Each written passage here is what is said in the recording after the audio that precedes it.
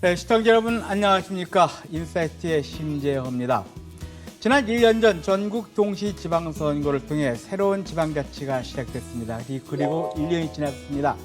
지난 1년 동안 당선된 우리 시장님들은 우리 시민들과 한 공약, 약속 어떻게 잘 지켜지고 있는지 궁금한데요. 오늘 그 약속들을 하나하나 점검해보는 시간 준비했습니다. 오늘 초대된 손님은 누구인지 준비된 화면으로 함께 보시겠습니다.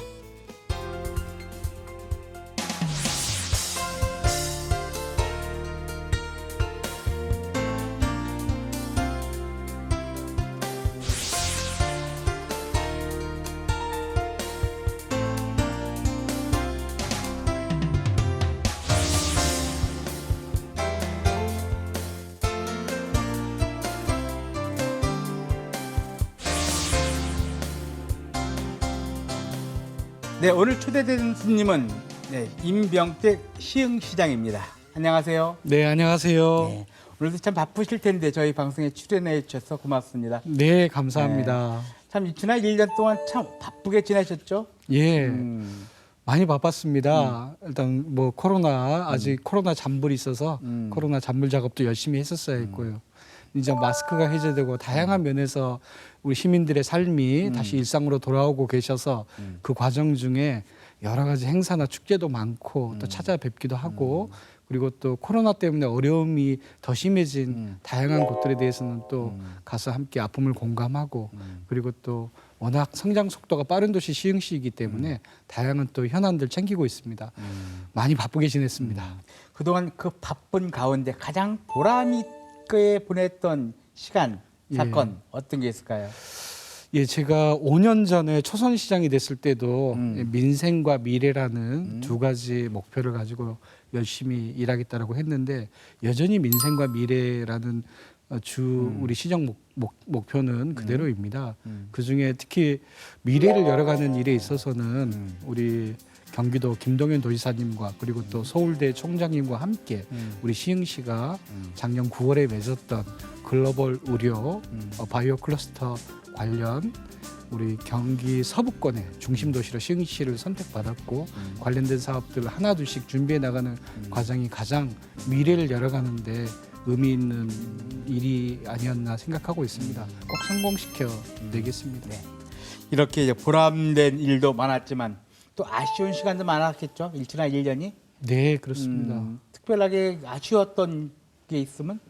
가장 아쉬웠던 부분은 상권의 어려움이죠. 예, 코로나 때문에 3년이라는 시간을 버티면서 이제 막 조성되던 여러 상권들이 많이 힘들어하는 모습들, 또 그곳의 자영업자분들이 힘들어하는 모습들, 코로나 3년을 버텨내는데 상당히 어려운 시간이셨고요.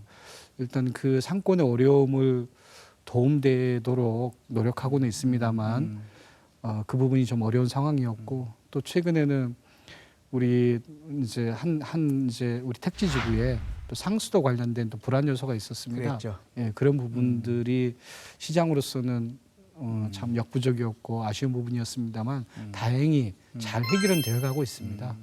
그래서 마무리 잘 하겠습니다. 네, 시민들도 좀 편안하고 우리 장사하시는 분들도 이제는 미래의 시흥답게 정말 희망을 갖고 장사할 수 있는 그런 환경을 좀 만들어줬으면 하는데요. 네, 그렇습니다. 이번이 재선이시잖아요. 네. 재선 시장으로서 이렇게 시흥을 만들어 내겠다 했던 비전이 있잖아요. 네. 저는 우리 시흥이 가지고 있는 엄청난 잠재력과 그리고 또 미래 비전, 미래 가치가 정말 소중합니다. 정말 대한민국 대표도시 시흥시로 도약하자라고 시장이 먼저 선언하고 우리 시흥 시민들과 함께 용기 있게 다양한 사업들을 펼쳐나가고 있습니다. 서울 가까운 수도권에 서울과 이렇게 인접한 수도권에 다양한 광역 교통망들이 하나둘씩 전철들이 개통되고 또 바닷길을 따라서 또 서울대 시흥 캠퍼스 사업이라든지 월곶 국가공 사업이라든지 또 시와와 함께하는 MTB 거북섬 일대의 다양한 사업들이 지금 잘 펼쳐지고 있어서 이러한 것들이 모여지면 시흥시의 모든 가치를 높일 거라고 생각을 합니다. 도시의 발전과 더불어서 이 소프트한 시민들의 삶을 도울 수 있는 교육과 문화, 와 관련된 다양한 또 프로그램도 함께 병행하면서 시흥에서 한다는 자부심 드리고 싶고요. 시흥시에서 행복하셨으면 좋겠습니다. 그런 대한민국 대표 도시로 성장하는데 노력하겠습니다. 특히 이제 서울대학교라는 우리나라에서 최고 대학의 병원을 유치했지 않습니까? 네, 시흥시가. 그렇습니다. 그로 인해서 그 이제 시흥 바이오 산업의 도시로 이제 성장하겠다. 네, 이런 말씀들을 하셨던데 그렇습니다. 여기에 대해서 말씀해 주시죠. 코로나 팬데믹을 거치면서 그 나라의 감염병에 대처하는 그 나라의 보건력이 그렇지. 국력인 시대가 됐습니다. 그게 선진국의 표상이 돼 버렸죠. 그렇습니다. 이 백신 주권 그리고 또 바이오와 관련된 다양한 사업들 이미 뭐 총액으로는 세계 반도체 사업의 4배, 5배 이상이 우리 이제 바이오 관련 사업이잖아요. 그래서 바이오 관련 사업은 우리가 피할 수 없는 운명인데 정말로 감사하게도 우리 시흥시라는 곳에 국립 서울대병원이 큰 규모의 자리를 잡게 됐고요.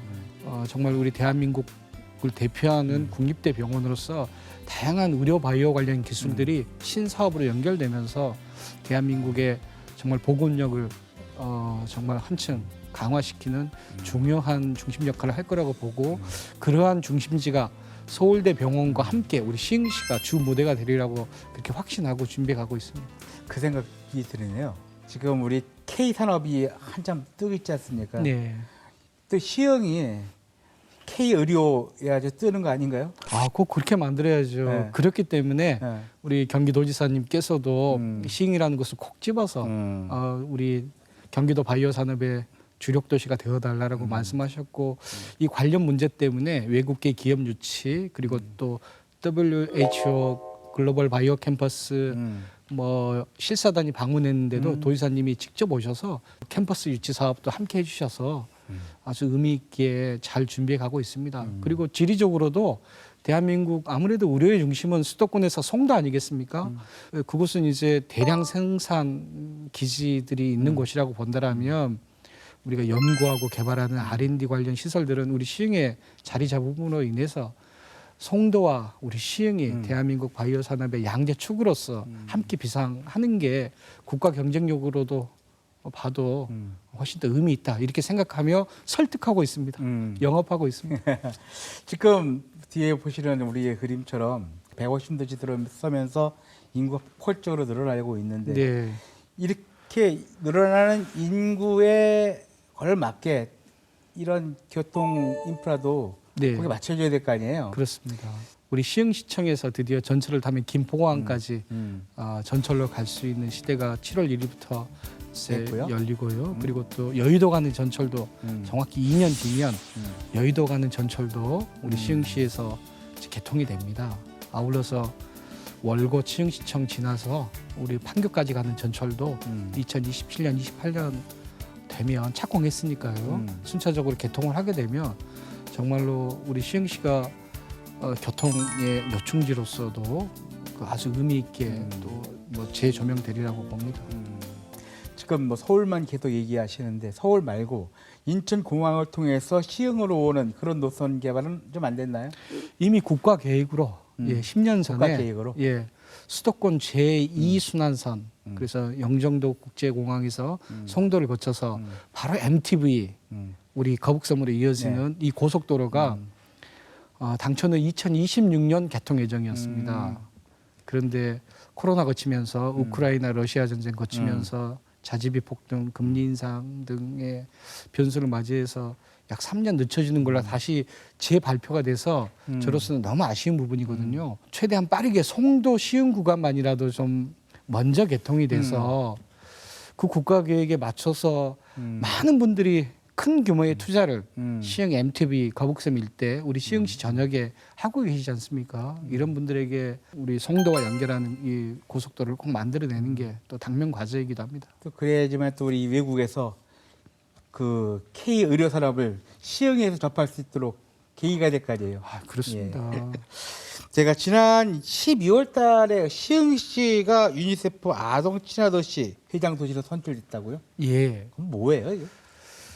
그러니까 유엔에서 우리 그 아동 권리 협약을 의회에서 비준하고 우리 국회에서도 비준을 했거든요. 협약을 맺고 아동이 행복한 도시를 만들자라고 협의한 게 세계적인 우리 유엔 차원에서의 노력이었고요. 국제적으로 우리도 그런 도시 할게요라고 유니세프와 함께 선언한 도시가 우리 대한민국에는 약 100여 개 도시가 있습니다. 그 도시들의 회장 도시로 우리 시흥시가 선택이 됐거든요. 시흥시가 그렇게 해장 도시로 선정됐을 때 되기 전부터 사실 그런 준비들을 많이 해오셨죠. 아동 관련된 사업을. 네, 그렇습니다. 아이가 행복하면 부모님이 행복하고 아이가 행복하면 할아버지 할머니도 행복하거든요. 아이들에게 조금이라도 도움을 줄 수 있는 정책을 좀 펴고 싶었고요. 그래서 뭐 아동 문화관도 만들고 그리고 정말 어려움에 처한 아이들을 위한 아동 센터도 적극적으로 만들어가고 또 늘어나고 있는 다문화 가정의 아이들을 위한 지원 기관들도 만들어가면서 또 아동 주거 복지비도 만들어내고요. 이러한 정책들을 펼치고 있었습니다. 그런 성과로 인해서 우리가 해장 도시가 된 거군요. 그러니까. 예, 아무래도 그렇게 동의해 주셔서요. 회장 도시로 일하게 됐습니다. 정말 우리 시흥시에 우리 수도권에 있는 분들이 시흥시에 가면 뭘 보지, 뭘 먹지, 뭘 즐기지? 자랑 한번 해주세요. 우리 갈 곳이 예. 많다. 우리 시흥에도. 시흥이라는 도시의 이미지가 아무래도 전철 교통망이 부족하다 보니 그 저평가되어 있었던 게 사실입니다. 그러나 이제 전철 관련 사업들이 차근차근 완성해 가고 있잖아요. 접근성이 편해지면 시흥처럼 좋은 도시가 어디 있습니까? 우리 인근 도시만 보더라도 우리 시흥은 바다를 가지고 있잖아요. 바다. 서울에 포구도 있고. 그리고 대한민국에서 가장 아름다운 갯골 생태공원이라는 그렇죠. 천혜의 자연 비경도 가지고 있습니다. 무랑호수라는 예쁜 호수도 가지고 있고요. 그리고 또 연꽃 테마파크 또 300년의 역사가 넘은 광활한 호저벌이라는 농경지도 볼 수가 있고요. 백오 신도시와 같은 신도시도 볼 수가 있고 은계 호수공원과 같은 요즘 최신 그 이제 관광호수도 볼 수 있는 아니겠습니까? 이러한 것들이 지금까지 어떻게 보면 잘 알려지지 않았고 저평가되어 있었습니다만 이제 다양한 부분에서 시흥의 진가를 알아주고 계시기 때문에 조만간 정말로 더 핫한 도시가 되리라고 저는 확신합니다. 시흥 하면 또 시화호가 있지 않습니까? 네, 그렇습니다. 시화호가 만들어진 지가 약 30년 지났죠? 그렇습니다. 바로 내년이 시와호라는 바다호수가 만들어진 지 30주년 되는 해입니다. 너무나 의미 있는 곳이기 때문에 경기도 차원에서 아니면 나아가서 대한민국 차원에서도 시와호의 지난 30년의 역사를 꼭 재조명하고 우리가 탄소 중립, 기후 위기, 환경 지금 이러한 의제들, 범지구적인 의제들이 우리가 감당해야 될 일이잖아요. 근데 시와호가 지난 30년 동안 걸어왔던 역사가 환경오염, 환경오염의 극복, 환경오염을 극복했더니 그냥 물만 깨끗해진 게 아니고 철새도 돌아오고 물고기도 돌아오고 철새 물고기만 돌아왔냐?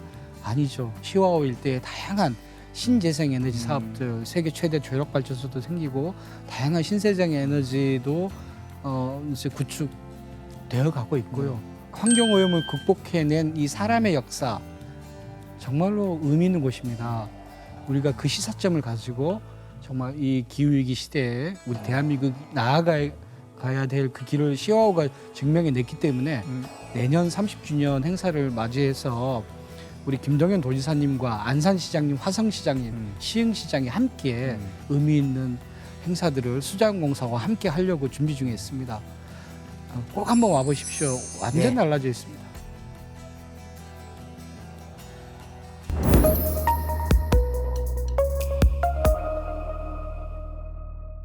네, 지금부터는 인간 임병택, 시장이 아닌 인간 임병택은 누구인가에 대한 질문입니다. 네, 먼저 우리 임 시장께서는 언제 정치에 입문하게 되셨습니까? 네, 제가 대학생 때 정말로 존경하는 한 정치인을 만났고 그분을 응원하는 활동 하면서 자연스럽게 정치를 접하게 됐습니다. 노무현이라는 정치인이셨고요. 그 노무현을 사랑하는 사람들이라는 어떤 정치인 팬클럽 최초의 팬클럽이었는데 그 뭐 창립 회원이기도 하면서 초대 사무국장을 맡아서 대학생 때 정치참여운동 좀 시작을 하다 보니 자연스럽게 정치적 지금 현재 시장까지도 일을 하고 있는 것 같습니다. 원래 꿈이 정치인이었어요? 전혀 아니었고요. 아니었고. 예, 어떻게든 뭐 세상의 변화를 바라는 의미 있는 일을 하면서 살고 싶다라는 생각은 막연하게 했는데 어떻게 자연스럽게 그렇게 삶이 흘러왔습니다.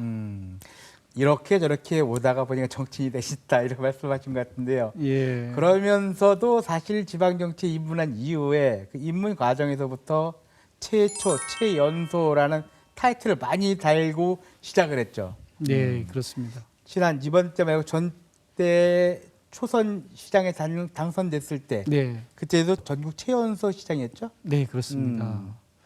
그때 뭐 최연소였고요. 예, 또 수도권에서는 또 최고 득표도 그렇죠. 했던 기억이 나고요. 그리고 이번에 이제 그 재선 당선됐을 때도 저희 우리 민주당 내에서는 최연소 시장이기도 하고 또 재선 시장 중에서도 최연소이기도 해서 여전히 보기와는 다르게 최연소 타이틀을 좀 가지고 네. 있습니다. 아, 그때 최연소 시장이 됐던 게 43살. 아마 만으로 예, 네, 그렇게 43살 됐을 것 때. 같습니다. 예. 최연소, 최초 이런 수식을 달다 보면은 상당히 외부로부터 견제되는 경우가 많잖아요. 그러면서 부담도 많이 될 텐데. 일단은 제가 하고 있는 이 자치단체장의 이 집행권, 이 결재권이라는 권한이 무척 중요한 권한이거든요. 정말 여러 정보들을 취합해서 막대한 예산을 최종적으로 결정해야 되고 정책을 결정하고 집행해야 되는 책임이 있기 때문에 거기에 대한 좀 막중한 책임감, 부담감이 실제로 있고요. 그리고 또 아무래도 시장에게 기대하는 지역사회의 여론이 있잖아요. 그렇죠. 조금은 좀 진중해야 되고 어떻게 보면 어렵고 힘듦을 호소하시는 시민들을 많이 만나게 되는데 그분들을 또 위로해 드려야 되고요. 정책적으로도 잘해야 되지만 인간적으로도 또 잘해야 되는 직업인 것 같습니다. 그렇죠.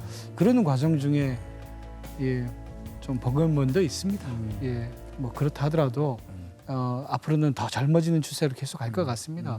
아무래도 역동적인 에너지가 필요한 일이 또 시장이기도 하기 때문에 또 열심히 또 일하는 맛도 있거든요. 그래서 이렇게 열심히 일하는 과정에서도 또 책을 많이 쓰셨더라고요. 네, 3권을 주필하셨던데 예, 주로 이 헌법 관련된 책을 네. 쓰셨고 또 어린이 헌법에 대한 것도 얘기를 하셨더라고요. 네. 어렸을 때부터의 생각이었는데요. 그리고 또 제가 대학에서의 전공을 법학을 했습니다. 그래서 많은 사람들이 이제 헌법을 이야기하게 되는데 헌법이 품고 있는 그 가치들이 엄청 소중하거든요. 인간의 존엄, 행복, 평등, 인간다운 삶 모든 의제들이 헌법의 그 짧은 문장 속에 담겨 있는데 왜 헌법을 가르치려 들지 않은지 모르겠어요. 알리려고 하지 않아요. 저는 그런 느낌을 받아서 야 언젠가 내가 좀 나이를 먹으면 이 헌법을 좀 풀어서 써보겠다라는 막연한 희망이 있었는데 마침 제가 시장을 하게 되면서 시장으로서 하는 모든 일이 헌법에 나와 있는 이 가치를 실현하기 위한 일이거든요. 그러다 보니 자연스럽게 아 내가 알고 있는 수준에서 헌법을 조금이라도 좀 쉽게 써봐야 되겠다라고 썼는데 그래도 어렵다고 하대요. 네, 그래도 앞으로도 계속 뭐 만화 헌법이든 에세이 헌법이든 헌법을 좀 쉽게 알리려고 하고 있습니다. 이 말씀을 좀 드리고 싶은데 헌법하면 모두가 다 이렇게 두꺼운 법전을 생각하시는데 그렇죠. 전혀 그렇지 않습니다. 130조 되는 아주 작은 아주 작고 얇은 법전인데 그중에 우리가 다 알 필요도 없고요. 그중에 한 3, 40개 조문 정도만 어떻게 보면 A4 용지 두세 장 정도만 우리가 읽고 의미를 되새긴다라면 헌법의 보편화 대중화는 쉽게 이루어지려고 봅니다. 저는 뭐 저보다 더 쉽게 쓴 헌법 작가들이 많이 나와 주는 게 의미 있는 사회의 변화라고 생각합니다. 책을 쓰고 집필을 하다 보면은 자기 나름대로의 어떤 정치 철학 세우잖아요. 네. 우리 시장님의 정치 철학 어떤 거 있습니까? 일단 가장 의지하는 말이기도 한데 평범한 시민분들의 평범한 행복을 지켜드리는 일이다라고 생각을 합니다. 정말로 평범한 시민들의 평범한 행복, 퇴근해서 자녀들과 함께 외식할 수 있고 공헌할 수 있고 우리 자녀들의 교육과 성장 과정 중에 그래도 조금은 더 좋은 혜택 정보를 받을 수 있고 그런 도시를 만들어 드리는 것.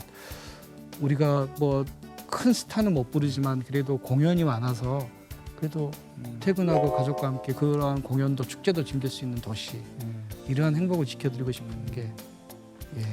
그 평범한 시민들의 평범한 삶을 우리 시민들이 직접 느끼고 앞으로 기대할 수 있는 시흥시의 청사진이란?